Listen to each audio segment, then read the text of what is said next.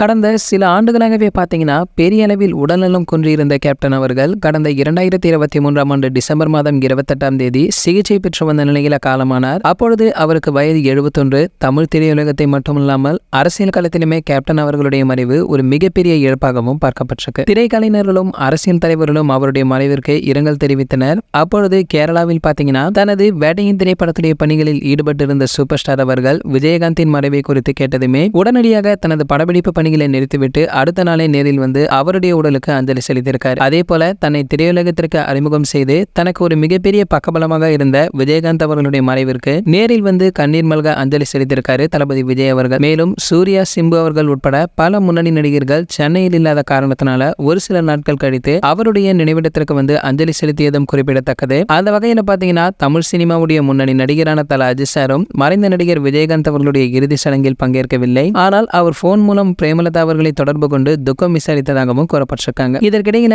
இந்த விஷயம் குறித்து பேசியுள்ளார் பிரபலம் ஒருவர். அதாவது பிரபல இயக்குனரும் தயாரிப்பாளருமான பாஸ்கரின் மகன் தான் பாலாஜி பிரபு. அண்மையில பாத்தீங்கன்னா ஒரு யூடியூப் சேனலுக்கு இவர் அளித்த பேட்டியில் தமிழ் திரையுலகை பொறுத்தவரை பாத்தீங்கன்னா தேவைப்படும் அனைவருக்குமே வாரி வாரி வழங்கி உதவிகளை செய்த மாமனிதன் தான் விஜயகாந்த் அவர்கள். அவருடைய மறைவு மிகவும் கொடியது. ஆனால் அவருடைய மறைவிற்கு பல முக்கிய நடிகர்கள் நேரில் வரவில்லை. குறிப்பாக சொல்லணும்னா நம்ம அஜித் சார் தான். நான் சொல்ல போகும் விஷயத்தை கேட்டால் அஜித் சார் ரசிகர்கள் என் மீது கோபப்படுவார்கள். இருந்தாலுமே பாத்தீங்கன்னா நான் உண்மையை சொல்லிதான் ஆக வேண்டும். நடிகர் அஜித் சார் பாத்தீங்கன்னா விஜயகாந்த் அவர்களுடைய இறப்பிற்கு வராததை விட போனில் கூட பிரேமலதா அவர்களை அழைத்து அவர் துக்கம் விசாரிக்கவில்லை என்பதுதான் உண்மை என்று அவர் கூறியிருக்காரு. ஆனால் அவருக்கு தற்பொழுது போட்டி நடிகராக இருந்து வரும் விஜய் சாரோ அப்படியே அவருக்கு நேர்மாறாகவோ இருந்து வருகிறார். சரி, ஓகே, இது போன்ற சினிமா பிரபலங்களை பற்றி நீங்க உடனே தெரிஞ்சுக்க நம்மளுடைய செய்தி துளிகள் நம்ம சேனலை சப்ஸ்கிரைப் பண்ணிட்டு பக்கத்துல உள்ள பெல் ஐக்கானை கிளிக் பண்ணிட்டீங்கன்னா நீங்க நம்ம வீடியோவை மிஸ் பண்ணாம பார்க்கலாம்.